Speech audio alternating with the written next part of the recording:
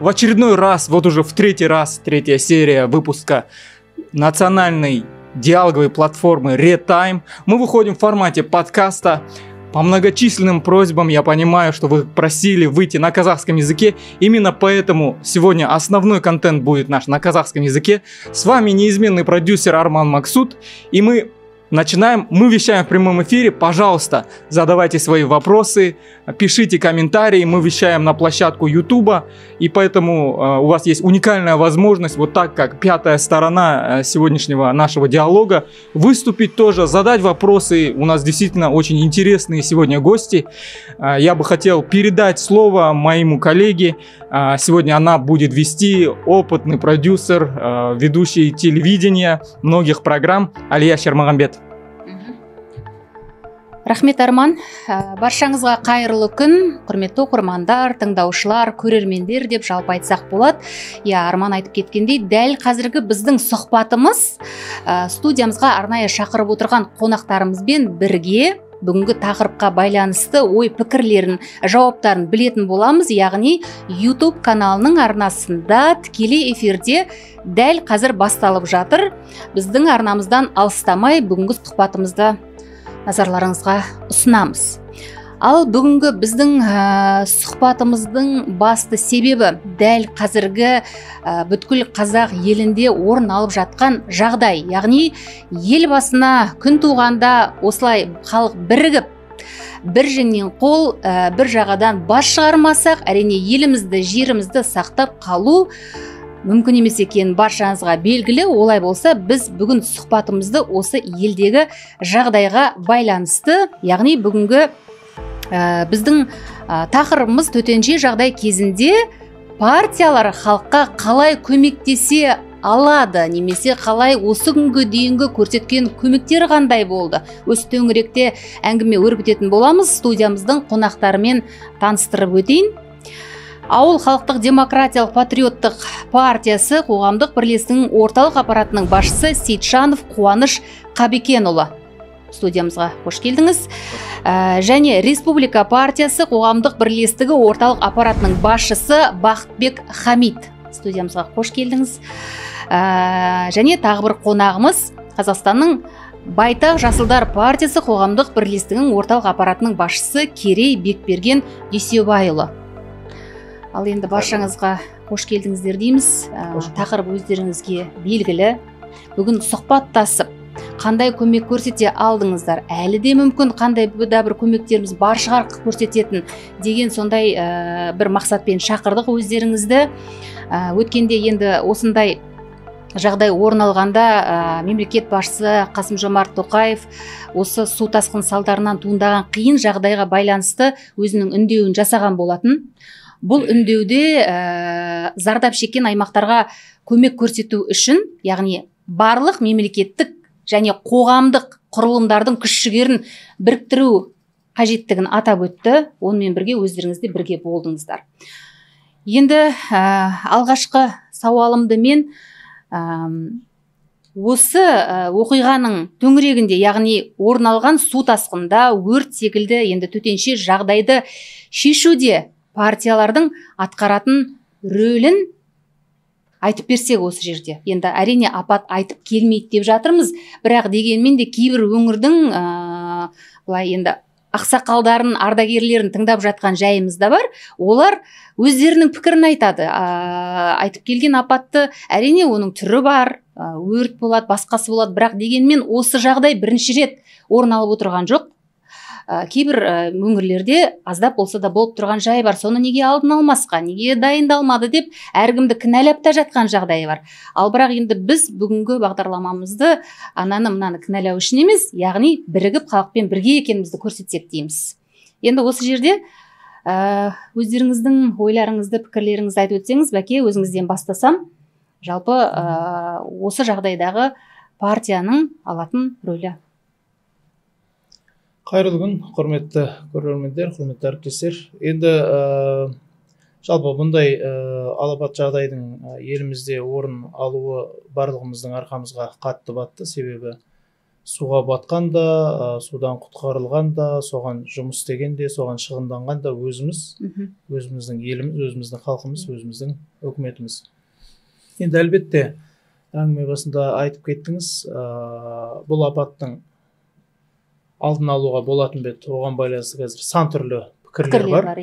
Бірақ соның енді ең ақылға қонатындары әлбетте бұл жағдайдың алдын алуға ең кем дегенде халықты ертерек хабардар етуге болатын еді.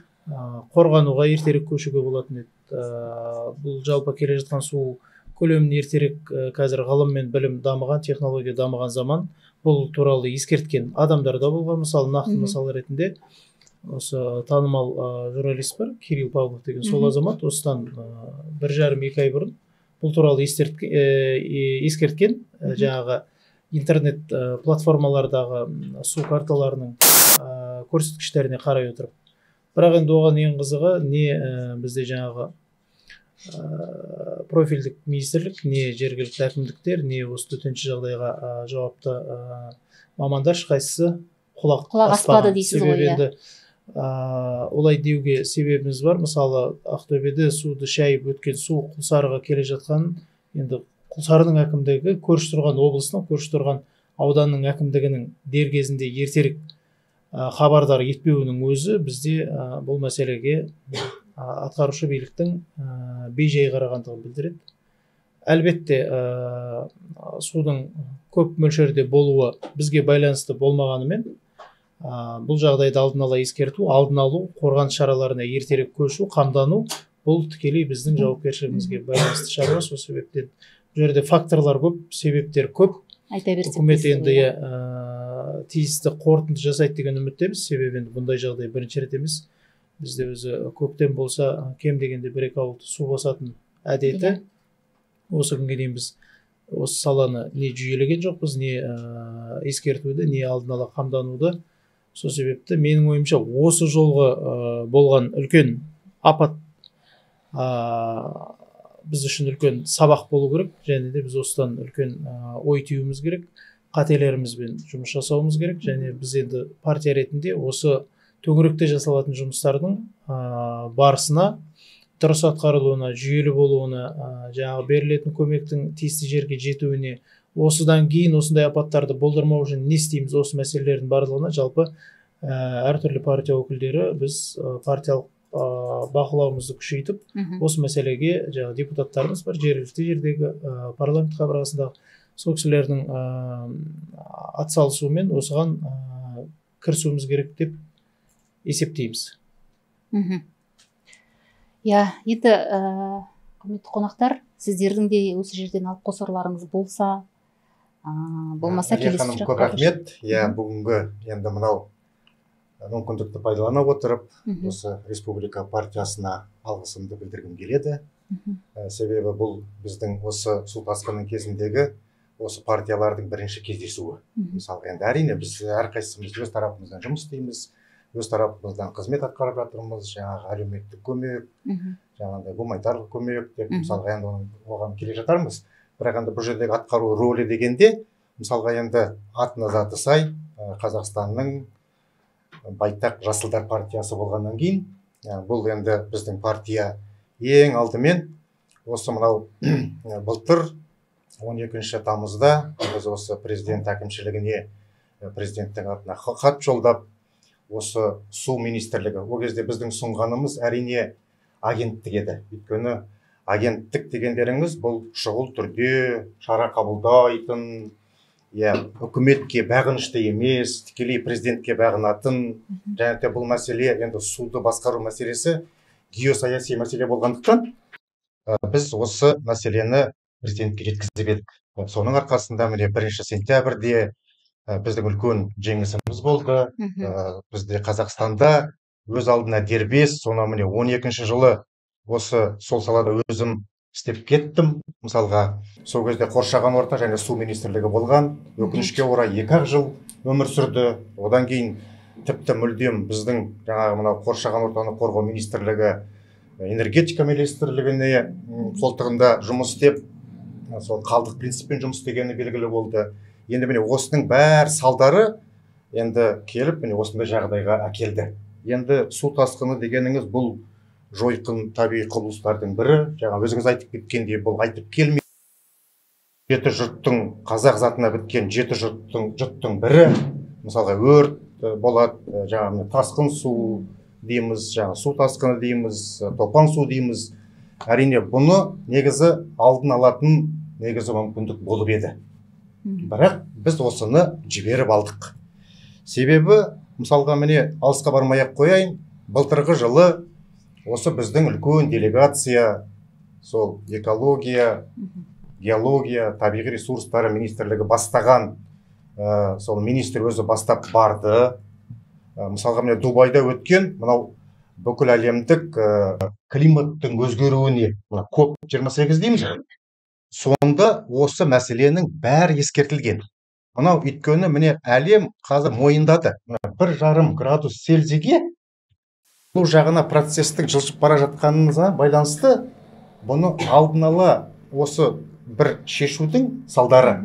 Жаңағыдай мынау енді су жинау құрылыстарын есепке алу, бағыттауды, бөгеттерді жасау, сосын мынау су тасқындарына қарсы бөгеттер құру. Міне жаңа ғана міне әріптесім айтып отыр ғой, мысалға шын мәнісінде де енді қалай мысалға ақылға сыймайтын дүние, мысалға бүкіл республиканың 40% бюджетін құрайтын мұнай өңірі енді 70% су астында қалып қойды дегенге мысалға мен енді бұл жалғанда сене қоймаймын, сенбеймін де. Мысалға шүйттеп тұрсам ақылыма кірмейтін дүние.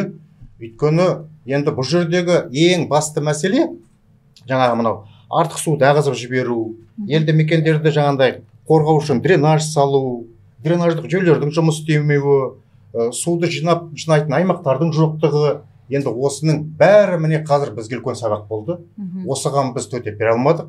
Осы біздің енді қазақ айтады ғой, енді болары болды, бояу сіңді деп. Енді осы жағдай.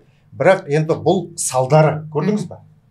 Енді осы салдармен күресу үшін әрине алдын алатын жаңағындай мүмкіндіктер болатын еді, бірақ біз оны жасай алмадық. Енді осының бәрінде енді қазір кім кінәлі, тағы басқадай дейміз. Негізі мысалға міне Қазгидромет бұл әлем негізі бұл жаңағындай табиғи құбылыстарға төтеп беретін болжау. Мысалға болжам, прогноз дейміз ғой мысалға. Енді осы мәселенің бәрін біздің Қазгидромет осы қыстың аяғында үкіметті хабардар етеді. Сосын қаңтар айында хабардар етеді.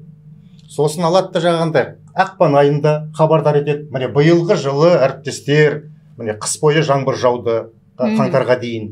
Ол жаңа тоңғақ болып қатты. Одан кейін іле қар жауды. Ол 3 есе нормадан артық түсті дегеннің бәрін хабарлап айтқанның өзінде де біздің мына атқарушы органдар, жаңағы үкімет бас болып, осы жерде жаңағындай бәріне бір-біріне жаңағындай сол сілтеумен қазір әлекпіз. Соңында гидролог маман жоқ, геолог маман жоқ, тағы да басқадай мамандардың жоқтығын әкелдік те келе салдық мысалға. Бірақ енді бұның бәрінде енді жаңағында егерде мамандар жоқ емес бар. Бірақ енді соны дер кезінде ден қойып, осының бәрін мысалға сол уақытта мысалы үкіметте қарастырып, әкім сен не істейсің? Қоршаған ортаны қорғау министрлігі, экология министрлігі сен не бітіресің? Мысалы ауыл шаруашылық министрлігі сіз осындай жағдайда, төтенше жағдайлар, сіз егерде осының салдары болып қалған жағдайда мысалға жаңағындай жоспарды құрып қойыңыз, алдын ала деген осындай тапсырма бермейінше ешкім қозғалған жоқ мысалға. Енді осы біздің өткізіп алған шарамыздың енді жаңағындай сол бір соған әкеп тірелді мысалы. Енді болар болды деп жатырмыз ғой. Бірақ дегенмен де енді біздің өзіміздің қазақта мақал бар, қыстың қамын жазда ойла деген. Өзіңіз айтпақшы, енді бұл жерде кінәлілерді іздесек, Қазгидромет кінәлі болып шығады. Мысалы, сол сияқты енді айтып жатырмыз, маман жоқ. Жалпы мамандар бар, бірақ ол мамандарды алдын ала дайындап, шақырып, міне жаңадан министрлікте ашып жатырмыз. Барлығы да болғаннан кейін жасап жатырмыз енді. Ақсақ қой түстен кейін маңырайды деп айтсақ өзімізге тиеді. Бірақ дегенмен енді келесіде осындай жағдайды болдырмау үшін де шаралар жасауымыз керек шығар. Бірақ енді осы жағдайда айтыңыздаршы, мысалы су тасқынының алдын алу немесе оларды жою үшін осы партиялардың қандай да бір қолданатын нақты шаралары бар ма? Осы күнге дейін болып жатқан оқиғалар бар, қанша 10 өңірді деп жатырмыз алды, одан кейін әлі де болса мынау Ресейден келетін суды айтып жатырмыз. Осы кезеңде қандай да бір нақты шаралар бар ма қолданатын? Осылай істеу керек, міне осылай деп. Сұрақ маған бағытталды. Қуаныш Қабыкенұлы, өзіңізден бастайық енді. Рахмет біріншіден мынау эфирге шақырғандарыңыз үшін. Енді бұл жалпы елдің басына түскен үлкен сынақ болып жатыр ғой. Жаңа әріптестерім де айтып кетіп жатыр.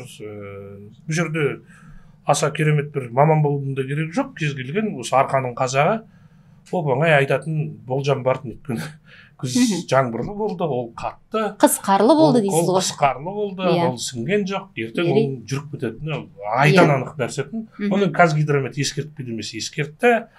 Енді бұл жерде мойындау керек, атқарушы органның азды көпті жіберген кемшіліктері жоқ емес, бар. Ол ескертулерден кейін мысалы 2017-2023 жылдарға арналған төтенше жағдай министрлігінің жол картасы бар екен. Сол жол картасы бойынша үкіметтік сағатта отчет береді, есеп береді. Сол жол картасы бойынша жоспарланған жұмыстардың, іс-шаралардың 58% орындалған наурыз айына. 218 шараның 92-сі орындалмаған. Бұдан бөлек жаңағы жоспарлау істерінде де шикіліктер өте көп болған. Мәселен енді мынау жазық далада, Арқаның даласын ғана алайықшы. Әр ауылдың төңірегінде біз бала күнімізден білетінбіз бір төмбешіктер жататын. Ол кәдімгі лиман жүйесі, не болмаса жаңағы көктемде келетін судан тоспа. Жазда ол жерде ешқандай су болмайды. Көктемде келетін су бір аптаның іші ғой. Бұл кезінде салынып кеткен ауылдарды қоршаған жартылай кольцо сияқты тоспалар. Дамбы деп айтуға келмейді. Бірақ дәл су тасыған кезде ол өзінің функциясын орындап отырды. Лиман жүйесі де тура сияқты, сол сияқты. Енді бұл өте қарапайым нәрсе. Бір ауылды, бір трактор бір жаздың ішінде толықтай ондай бөгетпен қамтамасыз ете алады. Осындай іс-шаралар, қарапайым іс-шаралар жүзеге асырылмаған. Тіпті жоспарлаудың өзінде 114 километр ғана жоспарланған екен. Қазақстан бойынша ол 11 ғана ауыл. Ал су тасқыны басталған кезде, басталған күннің өзінде 60 елді мекен, 60 ауыл суға кетті. Жоспарлаудағы шикіліктер, енді әрине бұл сөзде ұяттық жоқ, жау кеткеншін қылышыңды боққа шап дейді қазақ. Сондықтан қазір бір-бірімізді кінәлап емес, бір-бірімізді күштен алап емес, шын мәнінде шығатын жол іздеу керек болады бұдан. Енді партияның қолында рычаг белгілі бір тетік жоқ емес бар, бірақ енді мынаны білуіміз керек, бізде жалпы партия ешкімнің қазанын апарып ас салып бермейді. Бірақ қолында бар заңды тұрғыдағы рычагтарымен жаңағы дұрыс заңдардың қабылдануына себепші болады. Парламент трибунасы бар, енді көпшілік, негізгі көпшілік партия бұл жерде жоқ деген күннің өзінде де, мысалы республика партиясының, біздің партиямыздың жатыр. Енді осыны жүзеге асыру жағына аса мән беру керек шығар деп. Енді әрине бұл жерде бір өте осы эфирді де пайдаланып біз айта беруіміз керек. Біздің үлкен бір жақсы елдің қасиеті бар. Осындай енді ел басына күн туды демей-ақ қой, осындай бір сын сағатта жұдырық болып жұмылып, тіпті мен партиямын демей, сен басқа қоғамның мүшесісің, сен ана көзқарастасың, мен мына көзқарастамын демей, шын мәнінде жұдырық болып жұмыла білді. Мен кейбір оқиғаларға адамның өзі іші жылайды, шыны керек іші жылайды. Біз мысалы басталып кеп берген күні әрине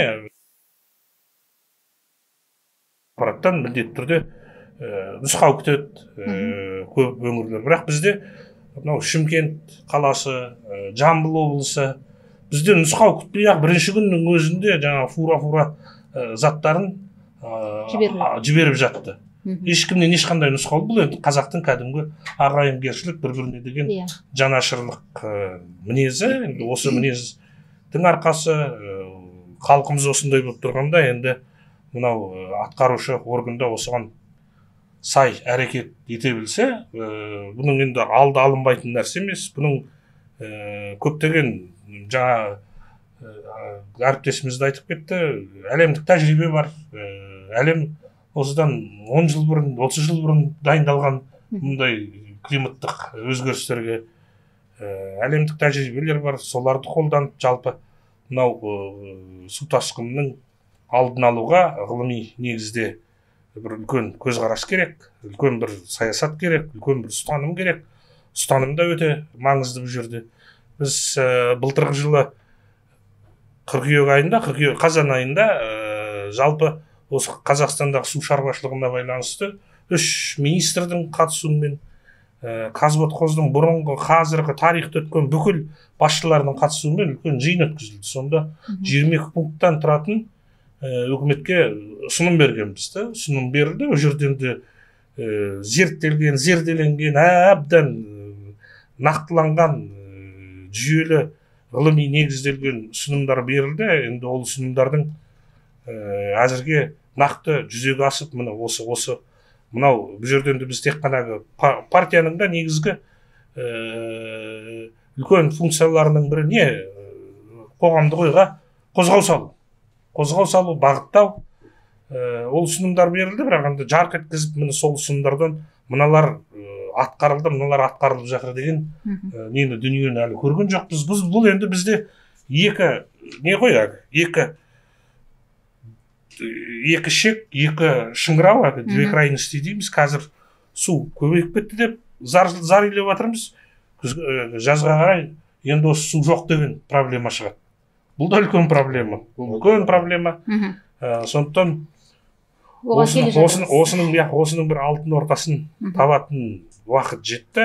Енді барлық негізі шын мәнінде біздің бұл жерде халқымызға тіпті осындай игі дәстүрді қалыптастырып кеткен ата-бабамызға алғыс айтуымыз керек шығар. Ешкімді қайғыда, осындай қиын күнде жалғыз тастаған жоқ. Енді бұл жерлерде цифрлармен айта берсек, ол жалаң не болып кетеді, есеп беру болып кетеді. Бірақ шын мәнінде региондар өте біздің филиалдарымыз қай партияның болмасын солай деп ойлаймын. Өйткені филиалдар жастар қанаты өте бір жанкештілікпен аянған жоқ, барынша көмегін жіберді, тонналап азық-түлігін жіберді, төсек орнын бәрін берді. Оны көріп отырмыз, барлық өздеріне де қауіп төніп тұрғанын көрді. Сондықтан мынау әсіресе жергілікті аудандық деңгейдегі мәслихат депутаттары, облыстық деңгейдегі депутаттар осы шарада аянып қалған жоқ. Жақсы. Енді осы жерде бізден сұрақ жауап жүргізілген болатын. Соған назар салсақ, экранға қараймыз. Төтенше жағдайлар болмау үшін қандай шаралар қабылдау қажет дейді. Осы жерде жұмыс істеуге жауапты мамандарды даярлау және оқыту қажет деген 43%. Көріп тұрсыздар ғой, Одан кейінгі 35% заманауи технологияларды пайдалана отырып табиғи апаттардың болуын алдын ала ескерту және бақылау жүйесін енгізу керек дейді. Осылай деп ойлайды екен. Ал 32% табиғи апаттардың алдын алуының салдарына бөлінетін қаржыландыруды ұлғайту дейді. Түсінікті ғой, Ал міне осы жерден тағы да бізде бір ой пікір туындауы мүмкін. Қалай қосыласыздар бұл жауаптарға, не айтар едіңіздер? Вопрос қой енді. Бұл енді нақты бір мамандардың пікірі емес, жалпы кейбір жерлермен келісуге болады. Бірақ енді осы 3 бағыттың ішінде мамандар мен заманауи технологиялар әлбетте кезек күттірмейді. Ал енді табиғи апаттардың алдын алу салдарына бөлінетін қаржыландыруды ұлғайтуды айту үшін алдымен жалпы бөлінетін қаржы рационалды түрде қолданып жатыр ма, екіншіден ол жеткілікті ма, оның да бір анализі керек. Есебі жоқ дейсіз ғой, жалпы менің осы қалыптасқан жағдайға байланысты пікірім мынандай. Біз енді мына үлкен апатты бастан кешіріп отырмыз. Құдай қолдағанда біз ойлағандай адам шығыны болған жоқ. Ол өте бір қуанышты жағдай, себебі кешегі жағдайларда біраз адам шығыны болғанда қиналып қалатын едік. Енді осыдан кейін менің ойымша жаңадан құрылған су істері жөніндегі министрлік бар. Одан кейін төтенше жағдайлар министрлігі бар. Одан кейін ауыл шаруашылық министрлігі бар және экология министрлігі бар. Міне осы жағдайға негізі бірінші кезекте былайша айтқанда мүдделі осы 4 орган болу керек және жергілікті акиматтар. Неге? Біріншіден су министрлігі жалпы қолында бар су жүйесінің, су қорының жаңағы жер асты, жер үсті, оның ішінде ащы су бар, тұщы су бар, соның көлеміне байланысты тікелей өзінің жұмысына әлі кірісіп үлгерген жоқ шығар деп мен ойлаймын, бірақ негізі сол кісілердің бірінші кезектегі міндеті еді. Екінші, төтенше жағдайлар министрлігі бұл жағдайдың негізі бірінші дабыл қағатын сол кісілер болу керек еді негізі. Өйткені судың деңгейін қарау керек еді. Мысалы көрші Ресей дейтін болатын болсақ, осы 4 ведомстводан 1-2 маман жылдың басында барып танысып қайтуларына болатын еді. Ең құрағанда жаңағы Орал өзені 2000 шақырым Ресей территориясына өте ма? Сол жерде 70-ге жуық су қоймасы бар ма? Соларды аралап қарап қайту керек еді. Жағдай қалай болып жатыр, көктемде қалай болады, судың мөлшері қандай, неге дайындалуымыз керек? Ол тек жаңағы апатқа дайындалу үшін емес қой, ол ертең ол суды ұстап алып, одан кейін ауыл шаруашылық мақсатында қолдану үшін де керек. Жаңағы мен неге осы 4 ведомство деп отырмын? Осы 4-еуі менің ойымша бірлескен бір ортақ ведомствоаралық бір тұрақты комиссия құру керек тағына, алдағы уақытта осы сұрақтармен бірге айналысу керек. Себебі бұл бірімен қабысып жүреді. Су аз болса, ол да маңызды, ол да төтенше жағдай, ол да ауыл шаруашылығына әсерін тигізеді, ол да экологиялық апат болып есептеледі. Су көп болса да осы 4 ведомствоға бірдей әсерін тигізбей қоймайды жұмысына. Және жергілікті әкімшілік әлбетте енді барлық дүние жергілікті жерде, ауылда, облыстарда болатындықтан осы ведомствоаралық бір байланыс бұл кісілерге орнату керек шығар, және оны бізде ұсынатын болармыз алдағы уақытта. Жалпы енді Бақытбек мырза, осыған дейін жаңа өзіңіздің бірнеше ұсынысыңызды айтып жатырсыз ғой, осындай мүдделі мекемелерге байланысты айтып жатырсыз. Үкіметке жалпы сіздердің тараптарыңыздан әрбір мысалы партияның басшыларының тарапынан және партияның атынан сайланған депутаттар бар. Сол кісілердің тарапынан осындай бір нақты ұсыныстар, мынандай шаралар қолданайық деген ұсыныстар үкіметке жолданды ма? Болды ма осындай? Енді мына су мәселесіне қатысты бізде партиямыздың төрағасы, ауыл шаруашылық істері комитетінің мүшесі, мәжілісте Айдарбек Қожаназаров мырза көп ұсыныстар жасаған болатын. Мен білетін осы су төңірегінде 20-ға жуық жиындар, пікір алмасулар өткен болатын. Осы мына министрлік құрылғаннан кейін де. Себебі біз енді кәсіпкерлерден құралған партия болғандықтан жаңағы ауыл жерлердегі егін отырған, осы күні суға қарап отырған шаруалардың барлығы үнемі осы сұрақты көтереді. Былтырдан бастап өзіңіз білесіз, былтыр көп өңірлерде қуаңшылық болды. Оңтүстік өңірлерде, суармалы жерлерде жаңағы көршілес Өзбекстаннан, Қырғызстаннан келетін сулардың біздегі арық жүйелердің ескіруіне байланысты берілетін су мөлшерінің 50% жолда жоғалып кетеді. Ол да үлкен проблема. Келген суды жаңағы тамшылап суару бар, басқа да жаңағы суармалы жерлер бар, соған қолдануға байланысты проблемалар шаш етектен. Соған байланысты біз бұл мәселемен осы партия құрылғаннан бастап айналысып келе жатырмыз десек өтірік емес, бірақ енді ақыры айналып келгенде жаңағы әріптесім дұрыс айтып отыр, біресе бізде су жоқ, біресе бар судың игере алмаймыз. Игере алмағандықтан миллиардтаған куб су қазір жерге сіңді де кетті. Мысалы, Ертістің өзінен жылына 20-ның үстінде миллиард су ма, сонда жоғалтады екенбіз біз. Ол деген енді былай есептеп дұрыс қолданатын адам болса, қаншама миллион гектар суармалы жерді игеруге болатын судың көлемі. Босқа кетті дейсіз ғой. Біз енді соны дұрыс игере алмай отырмыз да, содан кейін келіп қуаңшылық болды дейміз, ауыл шаруашылығы өнім бермеді дейміз. Не су басып халық судың астында қалды дейміз. Бұлай енді өткенде біреу жазып еді, біз үлкен теңіз, мұхиттың жағасында тұрсақ не болатын еді деп. Өйткені үнемі дауыл, үнемі цунами, үнемі судың ортасында отырған мемлекеттер бар, арал мемлекеттер бар. Сол кісілер де енді осы жағдайды бірдеңке қылып игеріп отыр ғой. Сол себепті біз енді бірнеше жылда қайталанатын осындай судың көп көлемін баяғыда игеруіміз керек. Жаңағы ауыл партиясының ген әріптесіміз өте дұрыс айтады. Баяғыда ауылдарда кішігірім жаңағы бөгендер болатын еді, олар қатты үлкен дамбыларды емес. И онымен қоса жаңағы бір үлкен котловандар болатын еді, естеріңізде болса. Сол котловандарға осы көктемде суды жинап алып қалатын еді, кішігірім арықтармен бұрып. Содан кейін жаз бойы соны жаңағы суармалы жерлерге қолданатын еді дейсіз ғой. Иә, былайша айтқанда судың да сұрауы бар деген мәселені біз байыбына жете алмай отырмыз. Өте дұрыс айтасыз. Мен де жаңа әріптестермен толық келісем, әрине, бірақ енді бұл жердегі енді байтақ Жасылдар партиясының ерекшелігі, біз енді мынау Қазақстандағы 7 партияның біріміз ғой. Оның ішіндегі 6-ы парламентте мүше, мандаттары бар.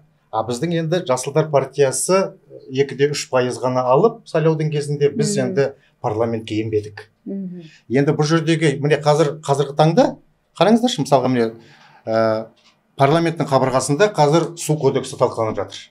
Осы тақырыппен сайма-сай, осы мәселелердің міне қазіргі біздің алып жатқан сабағымыз осыларға бізге үлкен сабақ, мысалға, бірақ енді біздің бір кішкене келіспейтініміз, бұны мысалға міне су кодексінің әзірлеуін жаңағы ауыл шаруашылық комитетіне беріп қойды, мысалға. Комитет, қалай деп айтушы еді? Аграр, мысалға. Бұл негізі экология комитетінде болу керек. Өйткені міне біз көріп отырмыз, 80% суды ауыл шаруашылық мақсатында пайдаланады. Енді әрине бұлар енді сақтамайды деп айтпаймыз, бірақ бұл жердегі ең басты мәселе міне қазір егерде сондай талап болатын болса ғана, егерде су үнемдеу, бұларға енді суды басқаруға бұлардың қауқары жоқ, өйткені қазір басқа министрлік. Мысалға, енді ол ауыл шаруашылығына тәуелді емес, мысалға, былай қарасаңыз. Сол себептен бұны негізі басқасында, жаңа өзім айтқандай, мынау басқару жүйесінің дұрыс еместігін, және де бұл жаңағы мынау экологиялық кодексті негізі экология комитетіне беру керек еді. Су кодексінде. Су кодексін. Енді бұл жердегі жаңа мысалға мен әріптестерім айтып кетті. Мысалға, рөлі қандай? Біз өзіміз осы міне Қаракүзде, мынау Қарағанды облысынан бастап, Ұлытау облысына дейін, Жезқазған қаласына дейін 5 шақырым жолды ащы судың өзенінің бойынан экспедиция жасадық. Сонда енді сол 6 су қоймасында болып қайттық. Сол кезде 6 су қоймасының 4-еуі жеке меншікке беріліп кеткен. Бұл енді стратегиялық объекті ғой, су дегеніміз. Бұл тек қана стратегиялық объект болғандықтан, бұл тек мемлекеттің ғана қарауында болу керек.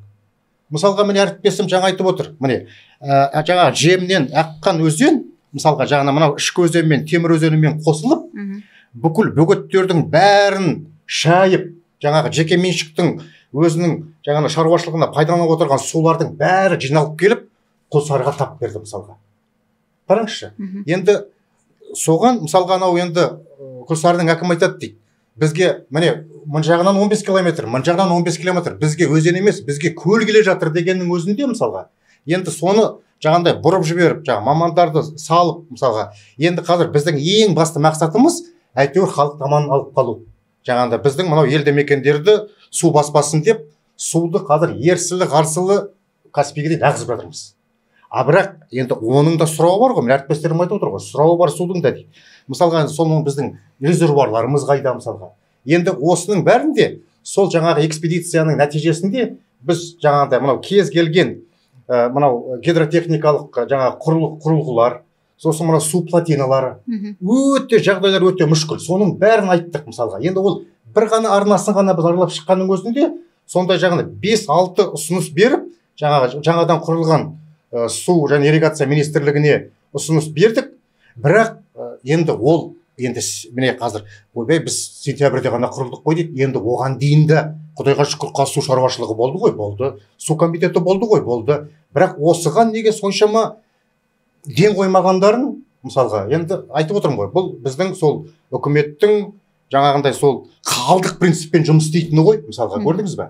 Өйткені су комитеті жаңағыдай су министрлігі болмағандықтан, су комитеті қалдық принциппен жұмыс істейді. Жарайды, артық қалса сен ала қой деген сияқты, мысалға. Құлсарының да мысалға жағдай солай болып тұр. мысалға қаншама бюджетті толтырып жатса да, бірақ мынау қазіргі мәселе, ең басты мәселе, мына осында жеткіздік үкіметке. Мысалға мынау бюджеттік басқару жүйесін қайтадан қарау керек. Өйткені бүкіл қаражаттың бәрі осы республикада жаңағыдай жиналады, сосын жаңағыдай қалдық принциппен. Ол ең бірінші Астанаға кету керек, ол екінші жаңағыдай басқадай жобаларға жұмсалу керек. Содан кейін барып қана жаңағыдай саған бөгетті жасауға керек пе деген сияқты сондай қалдық принциппен жұмыс істегендіктен біз осындай дәрежеге жетіп отырмыз. Көрдіңіз ба? Өз қолымызбен жасап отырмыз дейсіз ғой. Жаңағы әріптесім айтып кетті, мына гуманитарлық көмек бойынша. Біз өзі міне 26 наурызда сол президент осы біздің Байтақ Жасылдар партиясының жанынан штаб құрылды. Өзім осы штабты басқардым. Бұл республикалық штаб. Бізде жаңағы 20 филиалымыз бар. Сол бірінші күннен бастап осы міне гуманитарлық көмек деп ең бастысы бұл енді міне Құлсарыға қазір үлкен көмек жүргізіп жатыр. 2 бірдей фура барды 90 миллион теңгеге. Жаңа 222 тоннадан 2 фура барды мысалға. Ақтөбе облысына, Батыс Қазақстан облысына, қазір солтүстік Қазақстан облысында осы мысалға бір фурадан барып, кемінде там 20-25 тоннадан гуманитарлық көмек. Енді шығын енді біз үкіметтен, жаңағы мемлекеттен қаражат алмасақ та, бірақ осы мәселені қолға алып, міне жаңағы мынау мекемелермен, жекеменшік мекемелер, бұл жердегі ең үлкен бізге мынау Олимпет мысалға компаниясы үлкен көмек көрсетті мысалға. Бізді тыңдайды, бізді қазір құлақ асып, бізбен санасатын болды мысалға. Сол себептен біз осындай міне 500-600 миллионнан аса қазір мына көмек көрсетіліп жатыр. Әлі де болса, мысалға әлі де көмектесеміз. Өйткені біздің филиалдар бар қазір жұмыс істеп жатқан.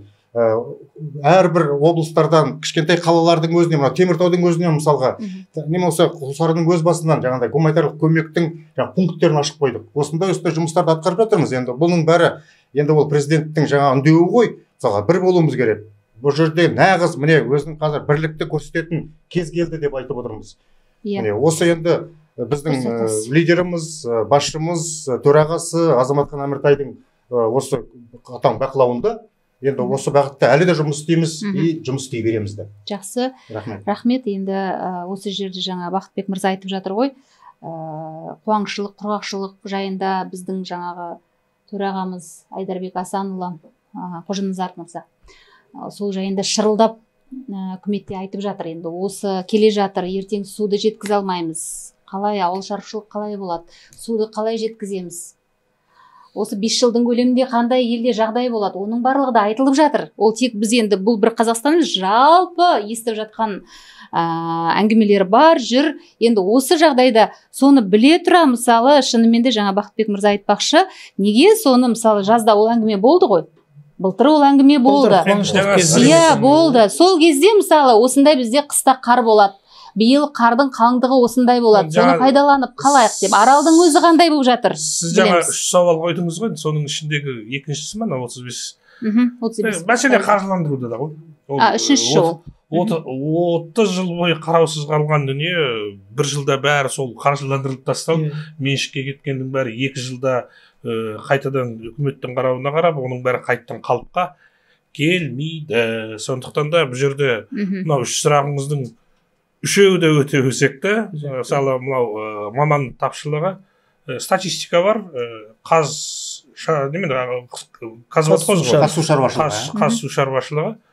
Сонда өзінің кадровый составында 20% қана гидрологтар, жаңағы су мамандары қалғандардың бәрі жаңағы юрист, экономист, менеджер, управленец, басқадай. Енді ол үлкен шын мәнінде жалпы айналып келгенде барлығы да бір қаржыға бірде бір вузда, бірде бір жоғары оқу орнында жаңағы гидротехник, гидрология бар, мүлдем жабылып қалған жоқ мамандықтар.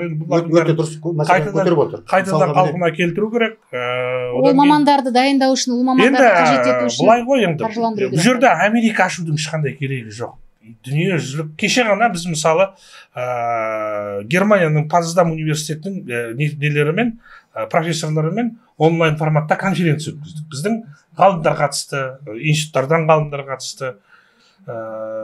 Бәрі де сол жүйе, яғни резервуарлар жасау, резервуарға солтүстік Кореяда, күннің климаттың жылуына байланысты солтүстік Кореяда бір жақсы тәжірибе бар екен. Бұрынғы шахталар Совет үкіметінде болған жоқ па? Болды, Совет үкіметі төлдеп тастады. Бұрынғы карьерлер, одан кейін жердің астына жаңағы резервуарлар салу. кәдімгідей жердің асты резервация болды. Тіпті болмаса кішкентай шаруашылықтарға бұның технологиясы интернетті ашып беріп қалсаңыз 10-шы класстың баласына да бәрі шыға келеді. бәрі бар. Тек қана мәселе қаржы және мынау ол атқарушы органның күш жігерінде, шешімділігінде, кейбір жерлерде бір шешімділік, бір столды қойып қойып, міне мен министрмін, мен айтқан нәрсе осылай болады дейтін нәрсе қазіргі кезде ептеп жетіңкіремей жатыр. Шаруашылық адамдарына тән бір қасиет. Ал енді айтудай айтып жатырмыз, сөз дұрыс, іске келген кезде ақсап жатырмыз бәріміз. Жаңа сол модернизациялау мәселесін көтеріп жатыр ғой, мысалға біз өзіміз сол қазсу шаруашылығында болдық.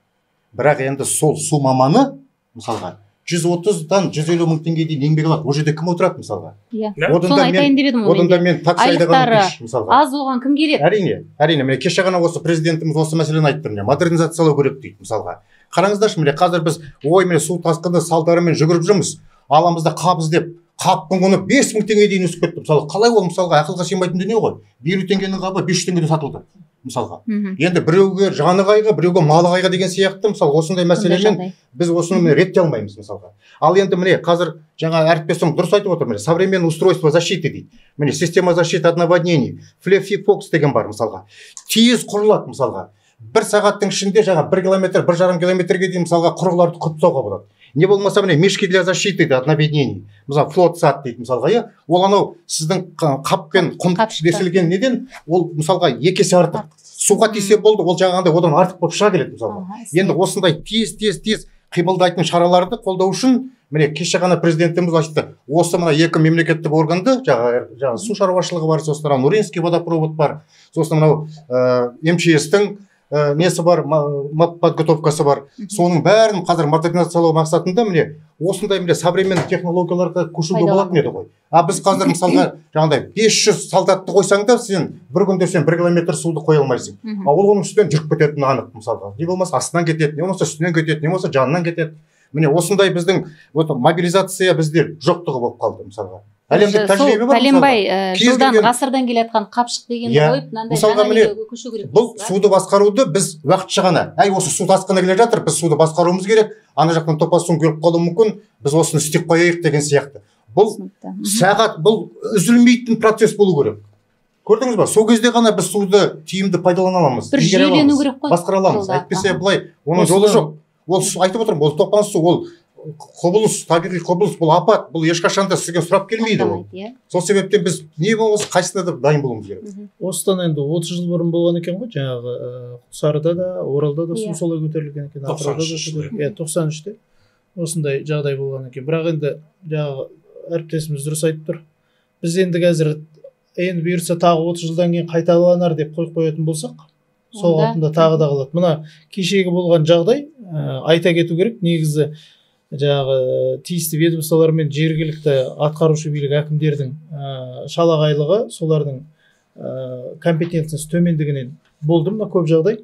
Бірақ негізгі себептің басым бөлігі сіз айтқандай осыған дейінгі жасалмаған жұмыстардың кесірі.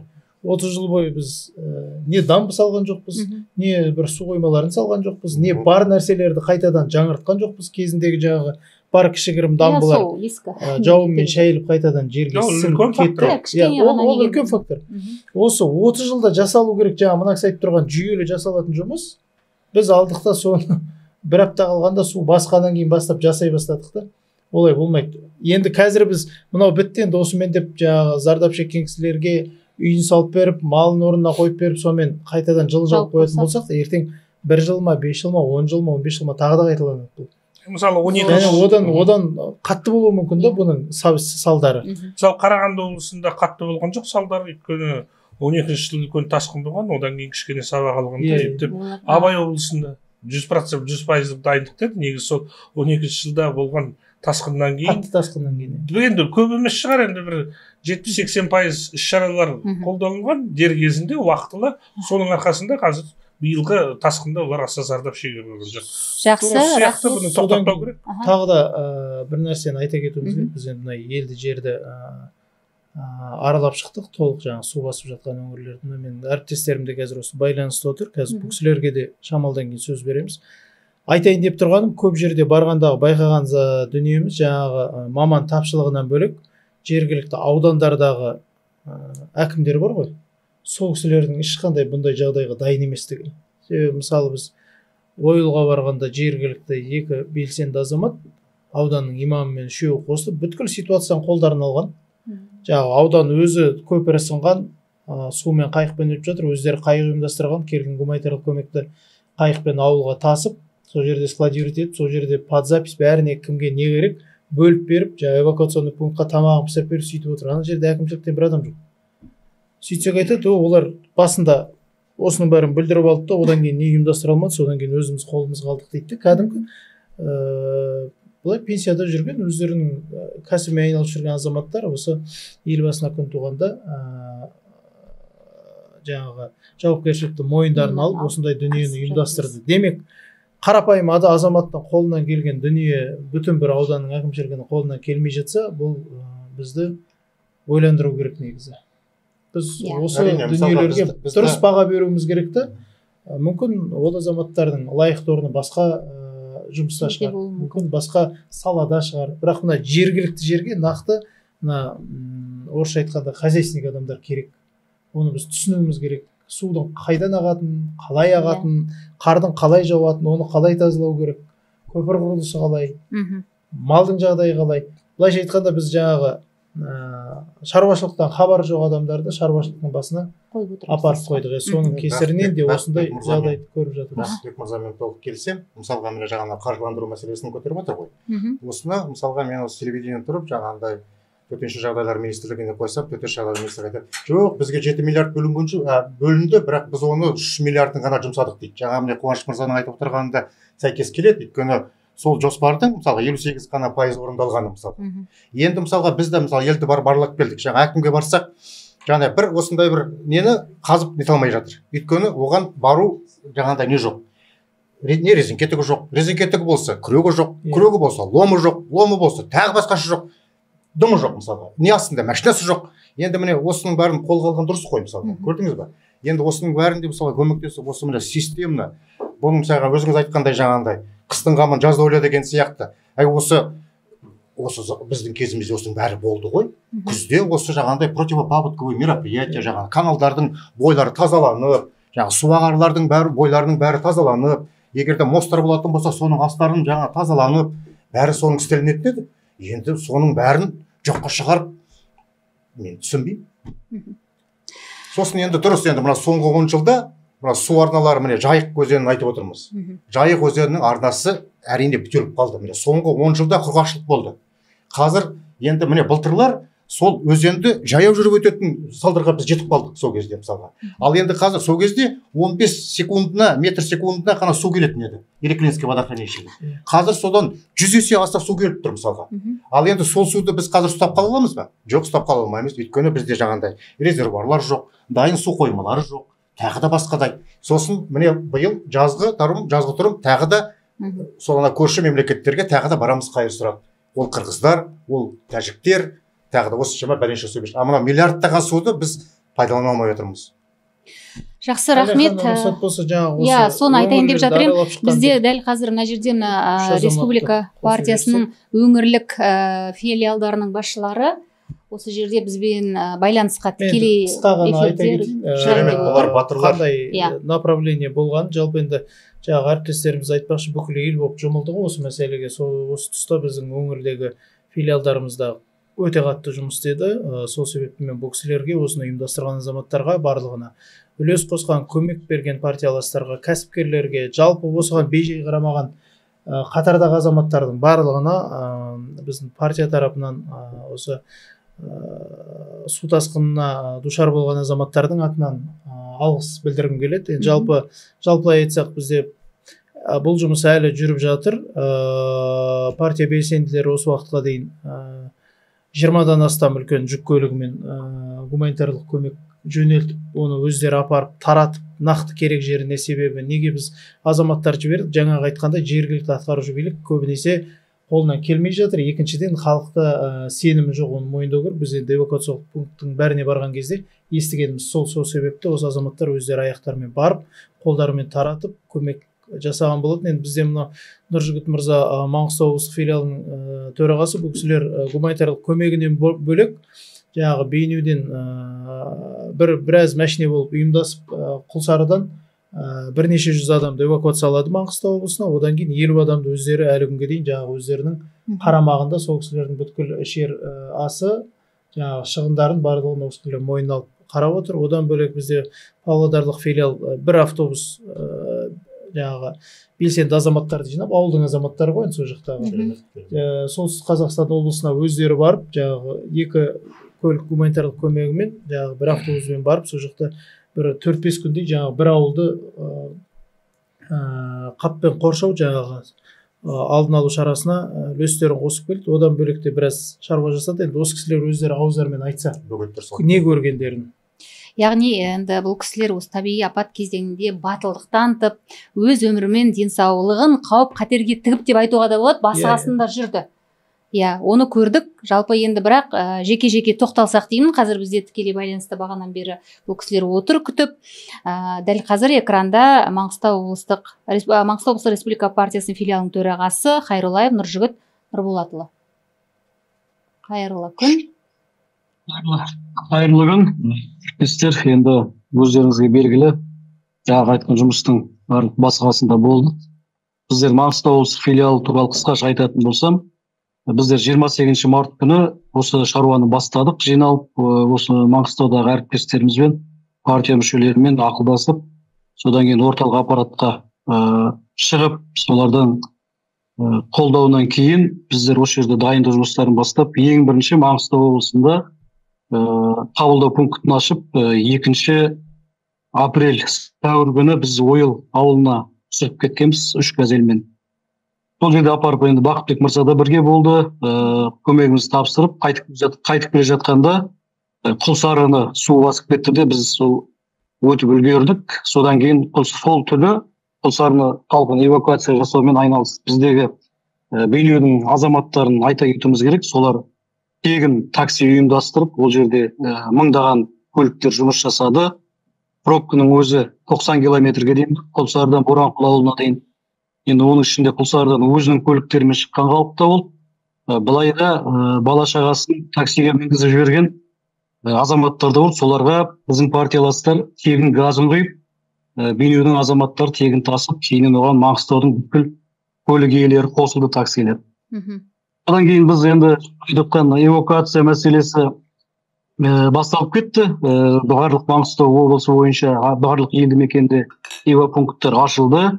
Түгел дайын отыр. Бейнеу ауданында соның ішінде оперативно жұмыс жасап, бір түнде дайын болды олар. Енді бүгінгі күнге дейін бізде қазір 28.368 адам эвакуацияланды Маңғыстауға. Оның ішінде 18.389 бала. Оның ішінде Құлсары қаласынан 24.351 адам, Атыраудан 3.917 адам, оның 21.935-і Тумаластардың үйіне, 2.870-і эвакопункттерге орналасты. Бірақ қазіргі таңда 24.805 адам бүгінгі күні елдеріне қайтты. Атырау Құлсарыға эвакопункттерде 777 адам қалды бізде. Соның ішінде Тумаластардың үйінде жатқан 3.463 адам бар. Біз олардың барлығына тек қана республика партиясы емес, бүткіл Маңғыстау облысының жұртшылығы, барлық 7 партия, әкімдік, жастар, спортшылар барлығымыз бірігіп, ассамблея бар, түгел бір үйдің баласындай сол кісілерге бүткіл жағдайды жасадық. Тамағына дейін, азық-түлігіне дейін апарып беріп, киім-кешегіне дейін. Енді республика партиясы өзіміз бір эвакопунктті мойнымызға алып, бүгінгі күнге дейін соларды қамтамасыз еттік. Олар қазір бүгін ықшамдауға байланысты басқа эвакопунктке ауыстыруды тапсырдық ол адамдарды. Енді былай айтқанда, бұл қазақтың бір-біріне бауырмалдығын, ауызбіршілігін танытқан жағдай болды. Енді адам басына бермесін, бірақ біздің Маңғыстаудың халқы өзінің ерекше бір ауызбіршілігін танытты деп айта аламын. Барлығына да алғысымыз шексіз. Оның ішінде өзіміздің партия мүшелеріне алғысымыз шексіз. Үлкен компаниялар, кәсіпкерлер барлығы да қолдап, жан-жақтан көмегін көрсетті. Біз соның бәрін ұйымдастырып қызмет жасадық. Рахмет көп. Жақсы, Нұржігіт Нұрболатұлы, көп рахмет. Рахмет. Енді келесі өңірдің басшысын, төрағасын тікелей байланысқа қоссақ, енді Орал, Атырау, Құлсары, солтүстік Қазақстан бәрін түгел аралап шықты. Жетісу облысы, Республика партиясының филиал төрағасы Қожабек Ришат Асқарбекұлы, сөз кезегі өзіңізде. Амансыз ба? Қайырлы күн әріптестер, мен енді уақыттың тығыздығына байланысты қысқаша қайырып айтайын ақпараттарды. Бізде мынау сәуір айының басында осы науқан басталған кезде өз бастамамызбен 3 облыс, Жетісу облысы, Алматы облысы және Алматы қаласынан арнайы қойма жалдап, сол жерге мынау гуманитарлық жүктерді жинауға хабарлама берген болатынбыз. Сол бастаманы қолдағандар көп болды. Өзіміздің депутаттар бар, кәсіпкерлер бар. Солардың арқасында алғашқы бірінші фургон жиналғаннан кейін Батыс Қазақстанға жөнелдік те, артынан өзімізде осы 3 облыстан қызметкерлер барып, сол жердегі жағдайды өз көзімізбен көріп, нақты жай ғана жүкті сол жерге жеткізу емес, сол жерге не керек екенін білуге тырысып, соны Алматыға хабарласып, ол жерге қажетті мотопомпалар дейміз, қайықтар, моторлы қайықтар, етіктер, сосын су бар, енді азық-түлік онсыз да келіп жатты. Сол мүмкіндіктерді Алматыда жинауға хабарласқаннан кейін бізге тағы да 2 фургонды жинап, Атырау облысына жөнелтті. Сол жақтан күтіп алып, біз қажетті заттарды таратуға мүмкіндік алдық. Одан кейін Петропавловск қаласына бардық. Сол осы 10 күннің ішінде осы 4 аймақты Құлсарымен қосқан кезде 5 аймақты аралауға мүмкіндік болды. Біз ол жерде енді халықпен кездесуге, мынау көбіне саяжай аймағында тұрған адамдардың барып қал жағдайын білуге тырыстық, оларға не қажеттігін. Ол жерде енді біріншіден адамдардың көзінде үрей, болашаққа деген қандай да бір сенімсіздік, ары қарай жағдайымыз қалай болады, дүние мүлкі суға ағып кеткеннен кейін арнайы алгоритмі бар көмек көрсетудің. Олар арыз жазу керек, одан кейін оларға қажетті бағалау керек, одан көмек берілу керек деген бағыттар бойынша өзіміздің білген ақпараттарымызбен бөлісуге тырыстық. Енді ол аймақтарда адамдар аш отыр, азық-түлігі жоқ, немесе төсек орны жоқ деп айтуға болмайды. Мүмкіндігі шектеулі әкімдіктердің бірлесіп жұмыс істеп жатқан, гуманитарлық жүктердің көптеп келіп жатқанына куә болдық. Десе де, мынау Оралда мародерлықтың болған, өйткені ол жерде 12 мыңға жуық халық эвакуацияланған. Сол жерде дачный массивтерді тонап жатқандығы туралы ақпараттарды алып, соны жергілікті әкімдікпен жеткізіп, сол жерде жұмыс істеуге тырыстық. Ал Атырауға келген кезде ол жерде жұмыстың кішкене жүйесіздігі, әкімдік тарапынан ұйымдастырудың нашарлығын байқадық. Ал солтүстік Қазақстанға барған кезде судан екі ортада су ағып кетіп бөлек қалған ауылдарға қайықтардың жетіспейтіндігі, эвакуациялық жұмыс жасап отқан төтенше жағдай қызметкерлері полицияларға қарапайым биотуалеттердің ұйымдастырылмағандығы, прожектордың қойылмағандығы туралы ақпараттарды көріп, енді өзіміздің мамандығымыз журналист болғаннан кейін Жарас Ниязбек, Сұңғат Мырза бар, үшеуміз соларды арнайы ақпараттандыру жағынан да тиісті органдарға жеткізуге тырыстық. Сондықтан бізде ары қарай қазір гуманитарлық жүктерді жинау жалғасып жатыр. Осы кезге дейін осы 3 өңірден біз 60 миллион теңгеге 80 тоннаға жуық жүкті жөнелттік. Қазір 5-ші фургон жиналып, қазір сұранысына қарай біз соны жөнелтетін боламыз. Біз енді өз тарапымыздан осыған атсалысқан Республика партиясының Алматы қаласындағы мәслихатқа сайланған 5 депутатымызға, одан кейін Даму групп бизнес деген үлкен тәуелсіз кәсіпкерлер одағы бар, соларға, одан бөлек қарапайым халыққа және Ланчжоу деген асханалар желісі бар, олар біздің бастамамызды қолдап, аймақтарда 3,5 мың адамға тегін тамақ үлестірді.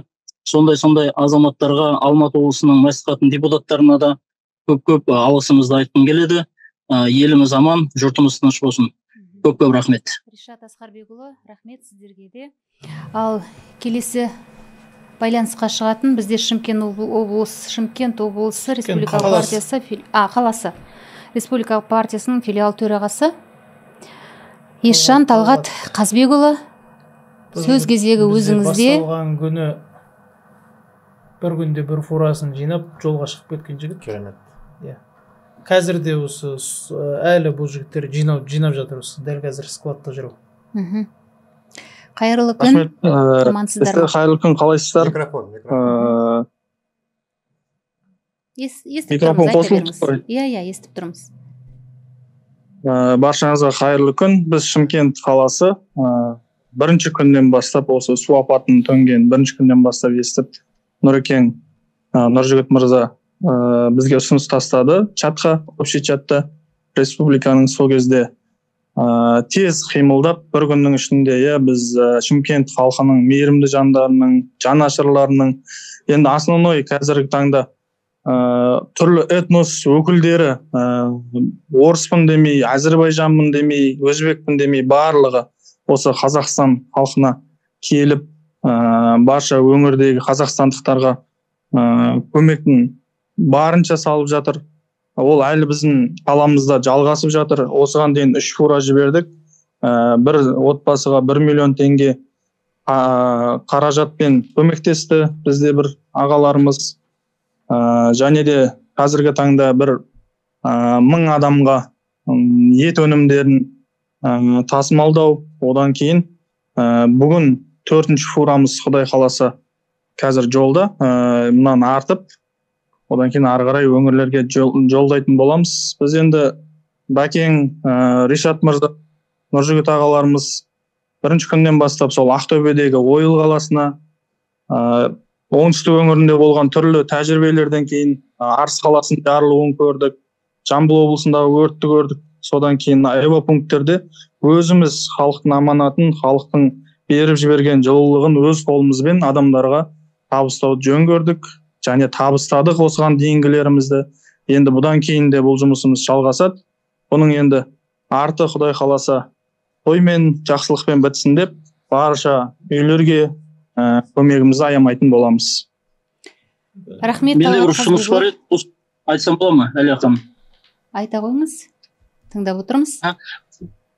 Жалпы жергілікті жерде бағана айттым ғой, тұрғындар әсіресе мына дачный массивтерде, енді оны үкімет деңгейінде де қазір айтылып жатыр.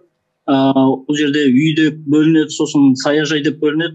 Сол мәселеге қатысты ұсыныстар бар. Соның ішінде мына партиялық бақылауды ары қарай күшейту керек сияқты, аймақтарға да орталық аппараттың сол жақта қызметкерлерді көп қосып, жалпы осы енді құрылыс салу мәселесі бар, бағалау мәселесі бар, осы қаржының жұмсалуына меніңше партиялар белсенді араласу керек. Енді гуманитарлық жүктерді жеткізу жеткілікті, ары қарайғы жұмыс осы бағытта болса деп ұсынысымды айтқым келеді. Бұл дұрыс ұсыныс. Жақсы. Болған күні бізде партия төрағасының атынан, бүкіл облыстың әкімдердің атына қатынас қағаз түсірдік. Соның нәтижесі кішкене жемісін берді. Қазір республикалық 16 комиссияның ішінде ауыл партиясының депутаттары енді ресми түрде біз күнделікті солардан жаңағы құрылған штабта күнделікті нәтижелерін, жұмыс нәтижелерін алып отырмыз, көріп отырмыз. Қай жерде қаншалықты деңгейде зардап шеккендер бар, оларға қандай несі бар, жаңағы алгоритмі қандай. Бұл өте дұрыс ұсыныс, және бұл ертеректе даже қолға алыну керек. Міндетті түрде қоғам тарапынан, әсіресе мынау партиялар тарапынан келесі этаптағы зардап шеккендерге көмек көрсету этабындағы іс-шаралар бақылауға алыну керек. Жақсы, өте дұрыс. Партиялар қалай жаңағы гуманитарлық көмекке атсалысса, тура сол деңгейде мына екінші этапта зардап шеккендерге көмек көрсету, соны бақылауға алу. Тіпті қазір енді мысалы бізде енді мына жерде ортақ площадка болғаннан кейін айта кету керек, біздің жастар қанаты өте белсенді қызмет істеді осы кезінде. Тіпті енді бір ебепке себеп дейміз ғой, біз өз бір акциямыз жүріп жатқан, үлкендерге құрмет деген акциямыз жүріп жатқан республика бойынша. Сол бойынша мысалы жалғызбасты қариялар көктемнің кезінде өзінің ауласын тазартуда кішкене бір қиындықтар көреді. Соған көмек көрсету бойынша осы акция басталып кетіп еді, жалғасып Ақкөлге осы акцияны жалғастыруға барған кезде тасқын су жүріп кетіп, сол жерде 100 шақты волонтеріміз жинала қалып, соған атсалысты. Содан бір тоқтаған жоқ. Кешегі күні жастар қанатының жетекшісі Дәурен Берікбайұлы солтүстік Қазақстан облысынан келді. Және партия төрағасының ұсынысымен бұрынғы құрылыс отрядтары бар ғой. Сол құрылыс отрядтарын қайта жаңғырту. Жастар көп. Бұл бір жастарға үлкен өнеге мектебі. Бұл үлкен бір тәжірибе. Біздің мысалы партиялардың жаңада басында да айттым ғой, біз әрине партиялас болғаннан кейін идеялық тұрғыдан жаңағы өзіміздің бағытымызда қызмет атқарамыз. Міне партиялардың да негізгі рычагтарының біреуі осы жерде. Біз мынау өзіміздің құрамымыздағы жастар қанатынан құрылыс отрядтарын қалыптастырып, сол құрылыс отрядтары қазір қалыптасып жатыр. Енді сол құрылыс отрядтары әсіресе өздерінің ауылдарында зардап шеккен не болмаса жаңағы құлап қалған үйлерді қалпына келтіру жұмыстарына атсалысатын болады. Бұл да ескіден қалған бір үлкен тәжірибені қайта жаңғырту, жастарға жазғы уақытын тиімді пайдалану, әрі үлкен бір өмір мектебі. Міне осындай іс-шаралар қашанда қолға алынады, әлі де жалғаса береді ғой деп ойлаймын. Енді өздеріңіз көріп отырғандай, мына біздің үкіметте емес, өңірлерде отырып, барынша қолдан келгенше осындай халыққа қолдау көрсетіп, көмектерін беріп жатыр. Осындай қиын қыстау кезеңде тек бұл кісілер емес, жалпы өзіміз көрдік, ел болып бірігіп, қаншалықты бір-біріне қолдау көрсетіп жатқан халықты көргенде, шынымен де енді бір жүрегің езіледі екен. Лайым ондай жағдай болмасын. Осындай азаматтық борышын абыроймен атқаратын қазақстандық азаматтарымыз көп болсын дегім келеді мен осы жерде.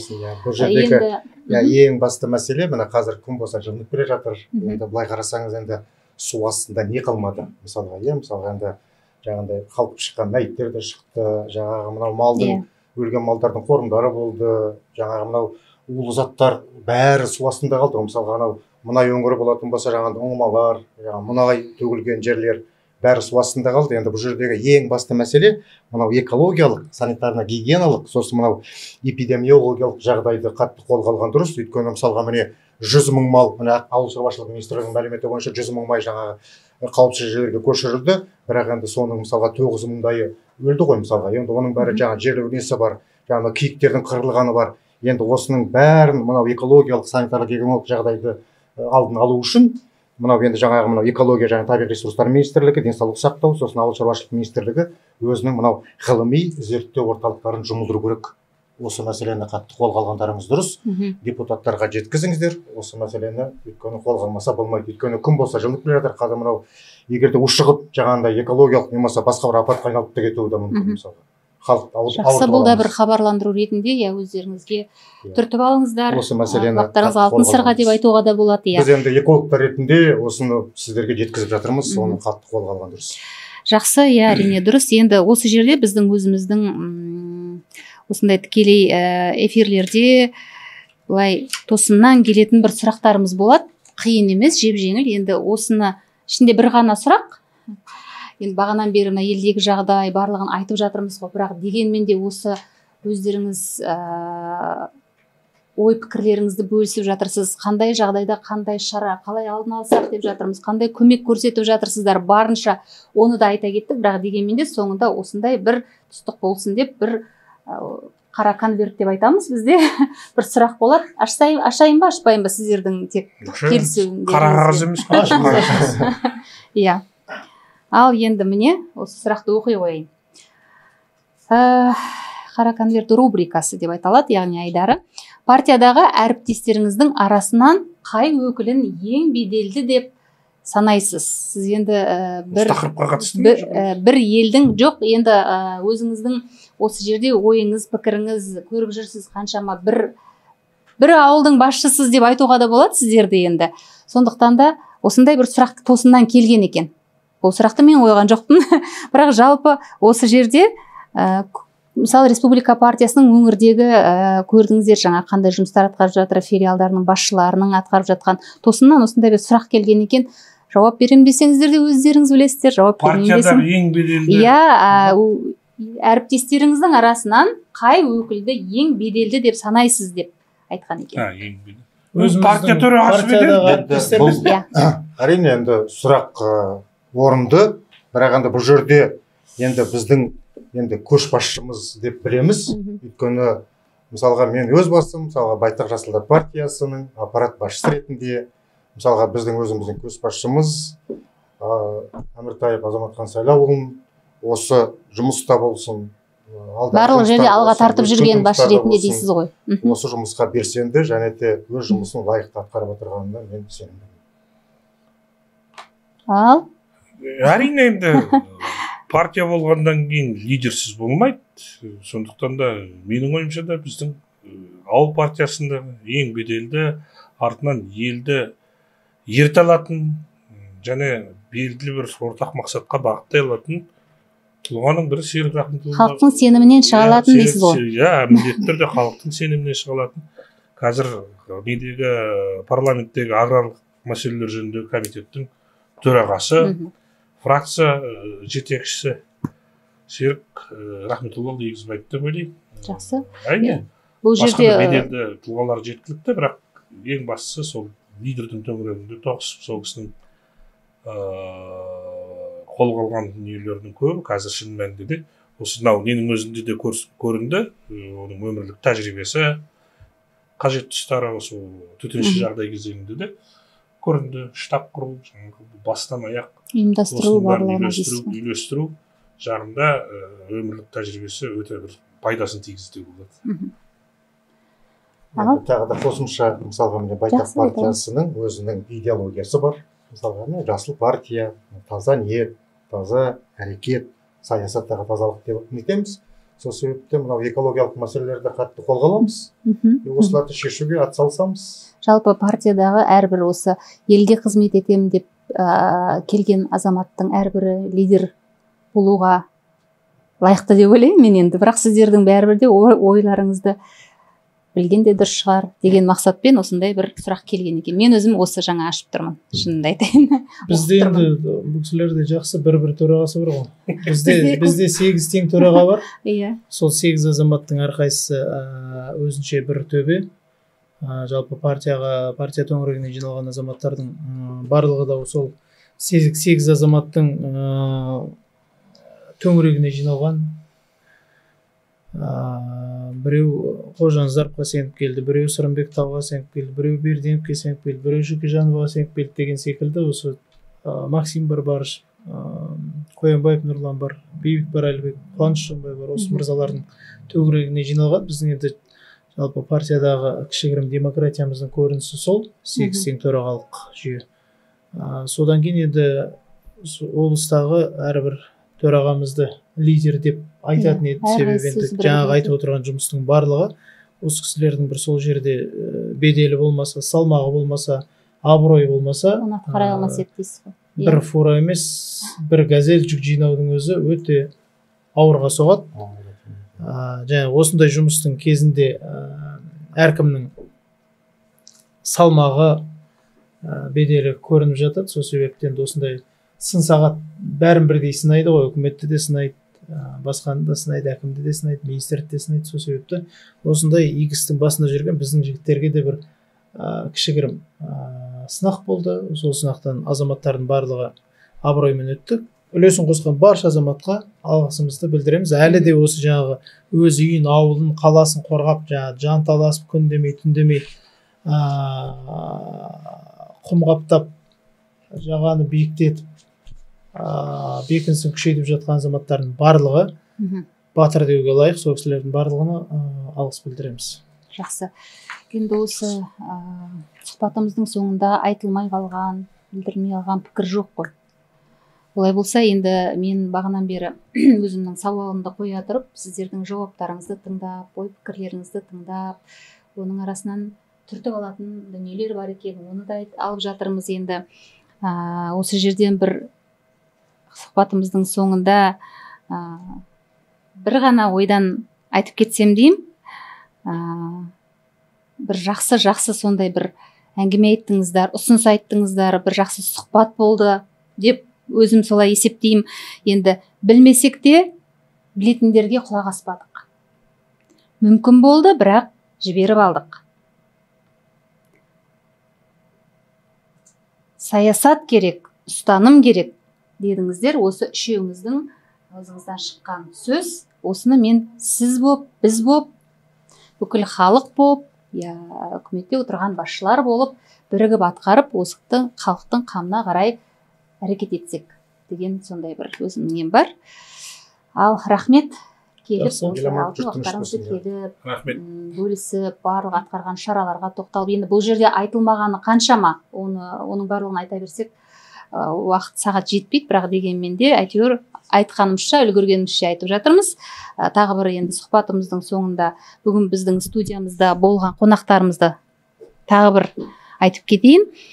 Ауыл халықтық демократиялық патриоттық партиясы қоғамдық бірлестігі орталық аппаратының басшысы Сейітжанов Қуаныш Қабыкенұлы, Республика партиясы қоғамдық бірлестік орталық аппаратының басшысы Бақытбек Хамит және Қазақстанның Байтақ Жасылдар партиясы қоғамдық бірлестік орталық аппаратының басшысы Керей Бекберген Дүйсебайұлы бүгін бізде қонақта болды, сұхбат берді, сұрағымызға тұшымды жауап берді. Рахмет сіздерге, жұмыстарыңызға сәттілік тілеймін. Ал сіздермен бірге болған бүгін мен модератор Әлия Шермағанбет. Көп рахмет. Рахмет.